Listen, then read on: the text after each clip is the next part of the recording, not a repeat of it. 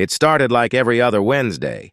Tony was shadowboxing a punching bag made from an old janitor's closet door. Jesse was blow-drying his hair with a solar-powered ionic turbine he built himself, dressed in a custom jumpsuit with rhinestone elbow pads.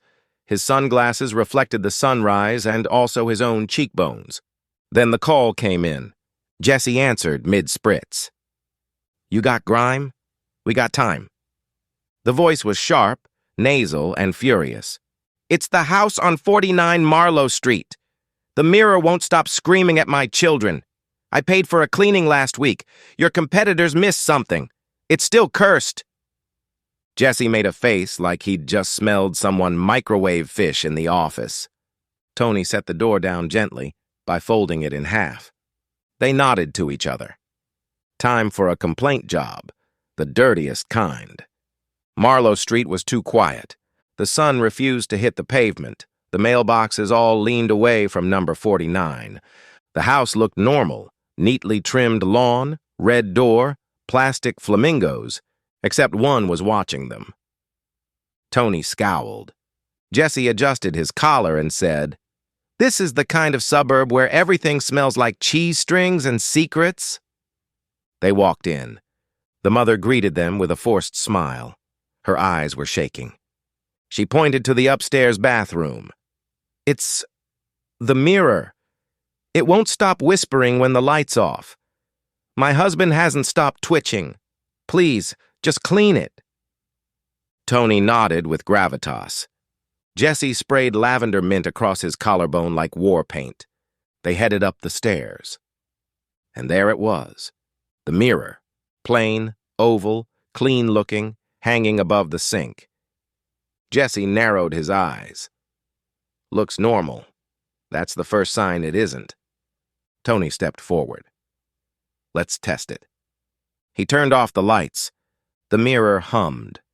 Not mechanical, not human, something older. And in the reflection, there were extra eyes, not theirs. Jesse's hair stood up in a symmetrical, glorious fan, like a tidal wave of judgment. Tony cracked his neck. "Time to buff out the beyond." They started the ritual scrub. Jesse tossed Tony a microfiber towel woven with exercised alpaca hair. Tony grunted and began circling the mirror, chanting ancient cleaner's phrases. "Degrease, defoul, demonic disavow." Jesse pulled out a comb that had never failed him. The handle glowed faintly. He began to rap under his breath.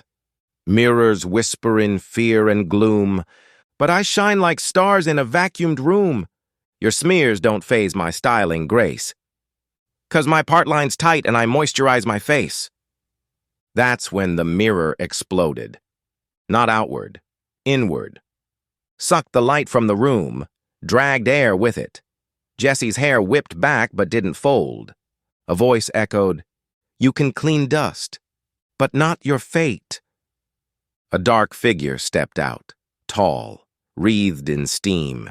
It looked like a janitor who gave up on hope and conditioning. Jesse staggered back. "Tony! It's got my volume!" Tony gritted his teeth. His arms shook. "Jesse, my curls aren't curling, bro." They looked at each other, then looked away.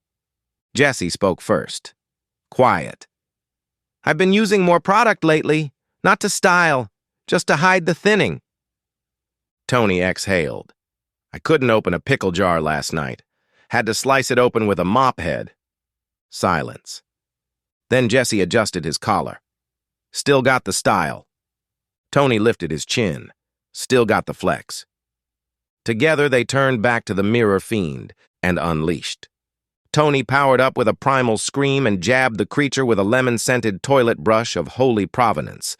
Jesse blasted it with a hairspray plus holy water mix he called Ghost Gloss Trademark. Then Jesse stepped forward, raised his mic, and let it all out. "My hairline's stressed and I see new lines, but I still slay grime with these silky rhymes. No fear of age, no loss of pride. I got split ends, yeah, but I'll never split inside. Mirror demon, you talking vain? You're looking in a man who maintains through pain. My shampoo costs more than your soul's worth. You just got styled back into the earth." The mirror shattered. The creature evaporated into steam and sparkles. The room returned to normal. They stood in silence. Then Jesse flicked a perfect lock of hair over his ear, looked in the remains of the mirror, smiled, still got it. Tony opened a protein bar with one hand. "Yeah, you do." Downstairs, the client looked up as Flex and Fresh descended. "The issue's resolved," Jesse said. "Might want to consider feng shui and prayer." Tony added, "No charge. But we'll take that bowl of bananas on the way out." Epilogue. Back at the van, Jesse looked into his compact. "Is that a gray hair or just an angel trying to bless me?" Tony grunted. "Both." Their phone buzzed. Another case. Jesse answered. "Flex and Fresh, we battle mess." He paused, then grinned. "Tony, haunted laundromat in a retirement village. They say the socks scream." Tony nodded. "Let's wash out some souls." They fist bumped, and Jesse winked at his reflection in the rearview mirror. "Stay silky, baby."